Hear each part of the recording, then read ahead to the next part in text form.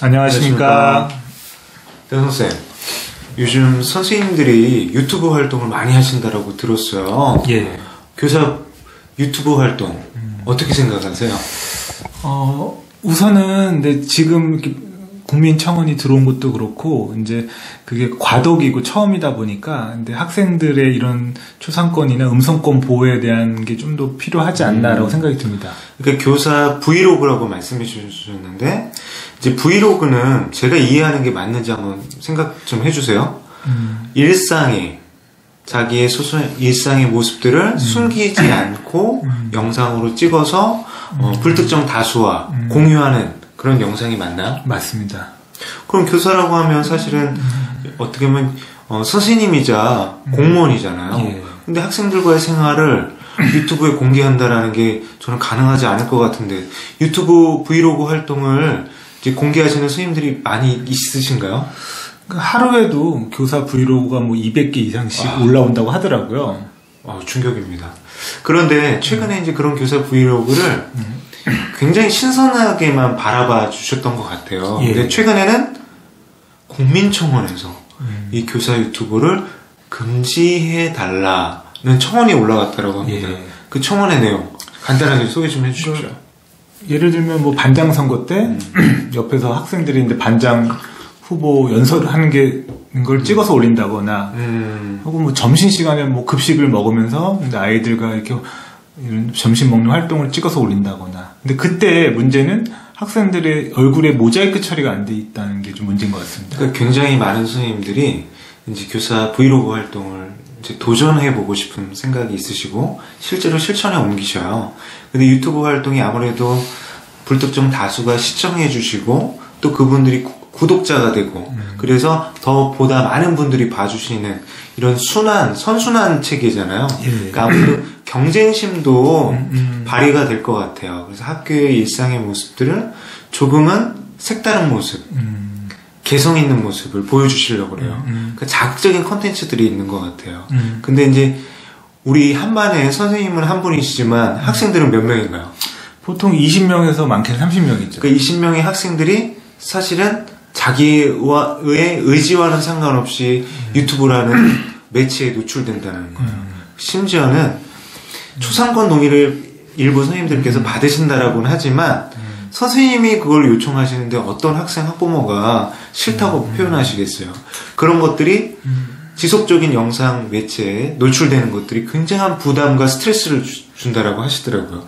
예를 들어서 제가 대성쌤의 일상을 마음대로 찍어서 올린다라면 불쾌하실 거잖아요. 그러니까 저도 근데 약간 공감하는 내용이 한창 성장기의 아이들이에요. 그리고 외모나 이런 데 상당히 관심이 많은 아이들인데 그때 내가 잘 꾸미지 못하거나 몸이 좀 마음에 안 드는 뭐 여드름이나 뭐 여러 가지 신체 변화가 기록에 남았어요. 그리고 내가 이제 성인이 됐을 때 봤을 때 너무 창피하고 부끄러울 수가 있잖아요. 그래서 저는 그러니까 이거는 좀 극단적이지만 이제 이런 디지털에서 이렇게 일부러 디지털 장의사라고 해서 어떤 분들은 자신의 기록을 다 삭제를 요청을 하고 그걸 또 하는 직업이 있잖아요. 그런 것처럼 인터넷에 특히나 불특정 다수가 보는 영상 그런 플랫폼에 학생들을 이렇게 영상을 올리는 건 좀 조심스럽다. 그러니까 저희가 이제 저희가 초등학교 이제 교사일 때 학생들과 영상 UCC 제작을 많이 했던 것 같아요.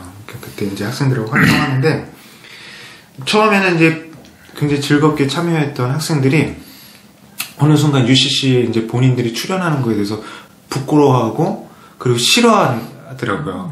그게 이제 뭐냐면 이제 저희가 학생들의 이제 성장과 발달의 측면에서 인지적인 부분과 이제 정서적인 부분이 발달을 해요.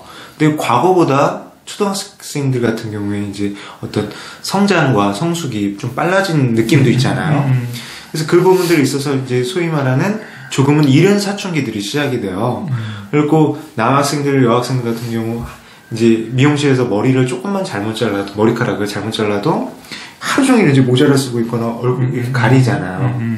그런 것들을 보면 참 예민한 시기일 것 같아요. 저 또한 마찬가지거든요. 우리 대성쌤 초등학교 때 앨범만 공개돼도 조금은 부끄러울 수도 있잖아요. 당당할 수도 있지만 그런 부분에 있어서 저희가 교사의 브이로그 활동은 저는 교사가 수업을 준비하고 그리고 동학년 선생님들과 서로 합의하에 그런 전문적 학습 공동체 활동을 올린다든지 그런 부분을 통해서 어떤 포트폴리오처럼 교사로서의 자기 개발을 위한 자기 연찬의 수단으로서 삼을 수도 있다라고 봐요. 그렇지만 단순히 오락거리, 즐길거리, 흥미거리로 우리 학생들을 출연시킨다는 건 제가 꼰대라서 그런지 몰라도 저는 부적절하다 이렇게 생각을 해요. 선생님은 어떠세요? 그러니까 저도 이제 그 학생들이 이제 등장하는 게 이제 이런 과도기에는 이제 아직 그런 거에 대한 인식이나 이런 부작용들이 드러나지 않았기 때문에 규정이 없었지만, 근데 앞으로는 그런 학생들이 이제 교사가 그런 학생들의 얼굴이나 이런 활동을 찍는 거에 대해서는 특히나 이 유튜브 같은 경우는 국내 플랫폼이 아니라 국외 다국적 기업 구글에서 운영을 하는 거고, 이 영상을 우리 마음대로 삭제하거나 기록하거나 관리할 수도 없고, 또 한번 탑재가 되면 이게 계속 유통이 되잖아요, 다른 플랫폼으로. 그래서 저는 이런 여러 가지 이 정보의 제어나 삭제가 우리가 어렵기 때문에 저도 이제 혜성쌤의 의견에 동의를 합니다. 제 의견은 사실은 확정적인 건 아니에요. 저는 교사의 브이로그 활동 가이드라인이 필요하다라는 거예요. 그 뭐냐면 이제 그런 거 같아요. 우리 젊은 선생님들이 유튜브 활동을 하시는 걸 어떤 선배님들이 바라보실 때는 사실은 염려가 많이 돼요. 저 또한 이제 염려가 많이 되는데, 근데 그게 막는다라고 능사는 아닐 것 같아요. 저희가 그런 단점들을 지금 보았잖아요.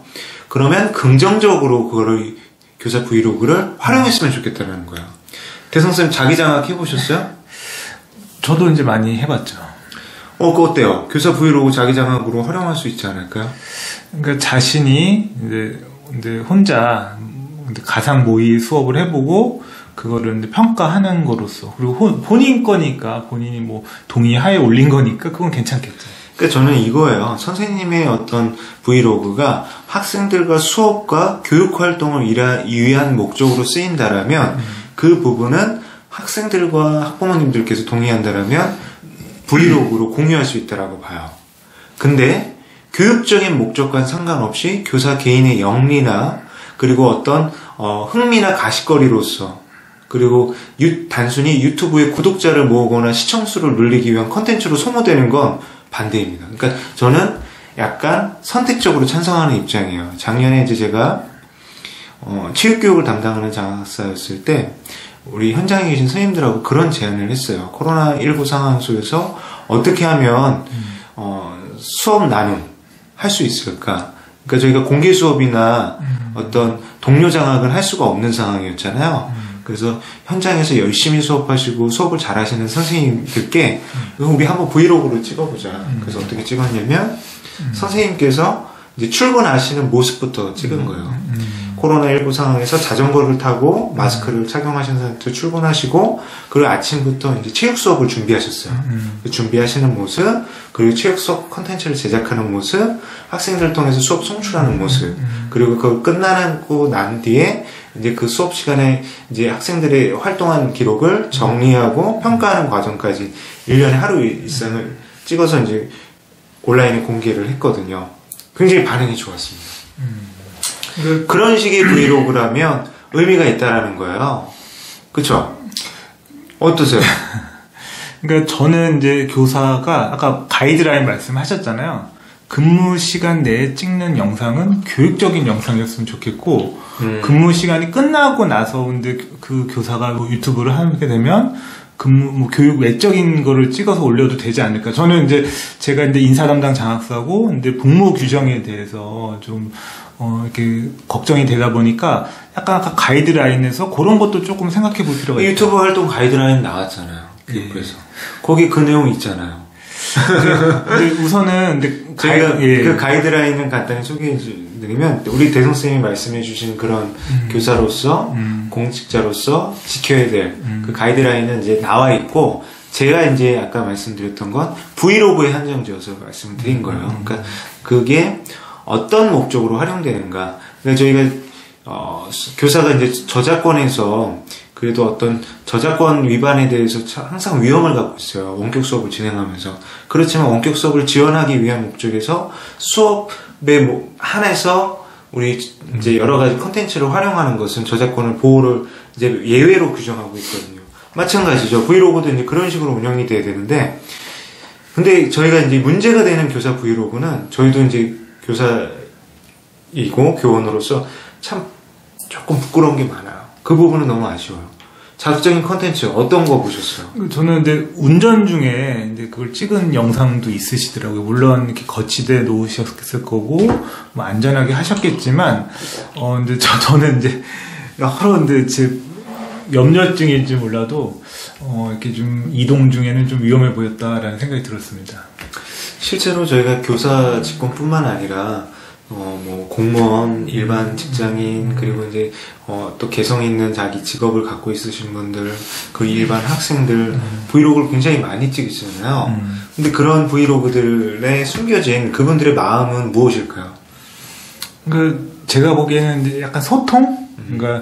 근데 사실은 신규 교사가 학교에 딱 새로 이렇게 이제 발령이 나고 학교 생활 적응해 가는 과정이 하루하루가 모험이고 하루하루가 되게 힘든 사투인데 누군가 나를 응원해주는 사람이 있으면 좋겠다라는 마음이 혹시 숨겨있지 않을까 하는 생각이 듭니다. 그러면 그런 부분에 있어서는 저희가 교사 브이로그를 사실은 동료 간의 소통과 협력의 이제 기반으로, 자료로, 기저로 활용할 수 있을 것 같아요. 근데 이제 그 부분에 있어서 무엇보다 소중한 학생들이 있다라는 것 때문에 이제 염려를 하는 거잖아요.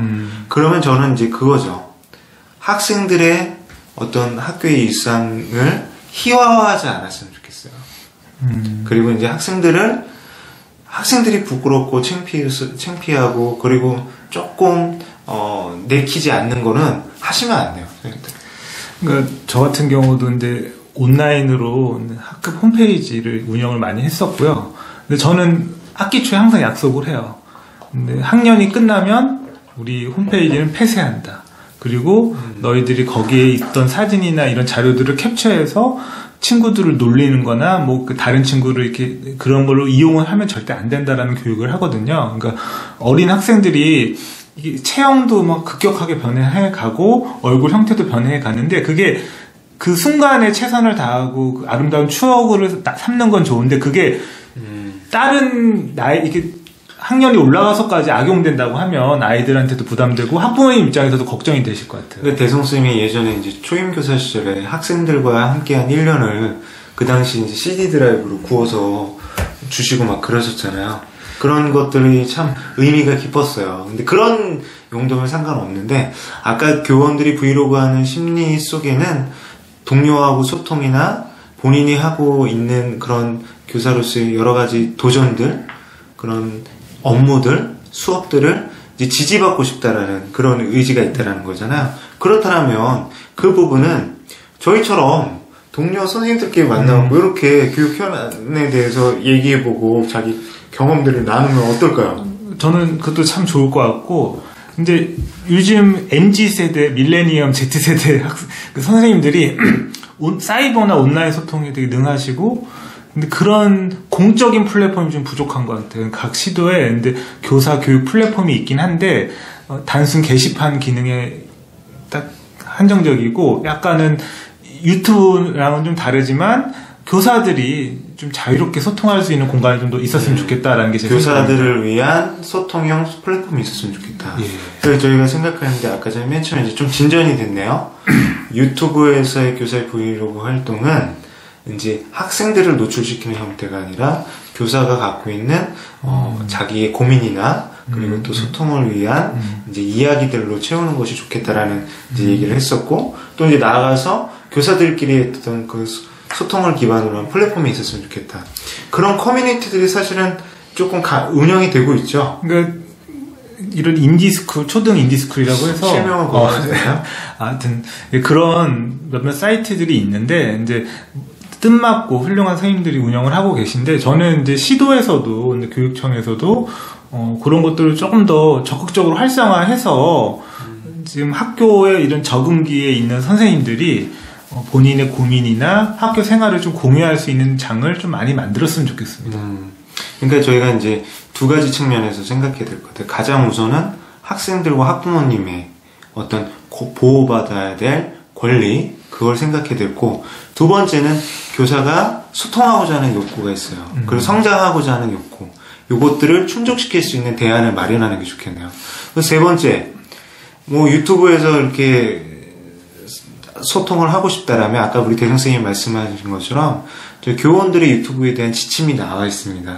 그 지침을 토대로 교사가 학생들이나 어떤 우리가 공적으로 노출시키지 말아야 될 그런 컨텐츠가 아닌 거라면 유튜브에서 나름대로 건전하게 활동하실 수 있겠다. 이거 세 가지 가능성을 본 거네요. 그러니까 지금 학생들이 가장 많이 이용하는 그 앱 중에 하나가 바로 유튜브라고 하고, 그 유튜브가 지금 자극적인 게임이나 여러 가지 이런 영상물로만 채워져 있는데, 교사들이 교육적 영상도 많이 올리고, 그런 활동에 콘텐츠 크리에이터로서 참여함으로써 학생들한테 좋은 교육적 콘텐츠를 제공하는 데 되게 뜻이 깊고, 다만 브이로그만 조금 더 개선했으면 좋겠습니다. 그럼 대성 쌤이 오늘 교사 브이로그 하시는 많은 동료 선생님, 그리고 후배 선생님, 혹시나 선배 선생님들께 딱 영상 편지 한번 보내시면서 마치도록 하죠. 아, 선생님, 저도 이게 되게 걱정되는 마음으로, 그리고 참 새로운 도전으로 이렇게 유튜브를 하고 있습니다. 아마 선생님들께서도 좋은 의도로 학생들 사랑하는 마음으로 시작을 하셨을 것 같은데요. 우선은 우리가 그래도 교사로서의 가장 큰 그 사명은 바로 학생 교육에 있기 때문에 아이들이 성장하는 데 도움이 되고 지원해주는 그런 유튜브로서 활동해 주시길 부탁드리겠습니다. 네, 감사합니다. 감사합니다.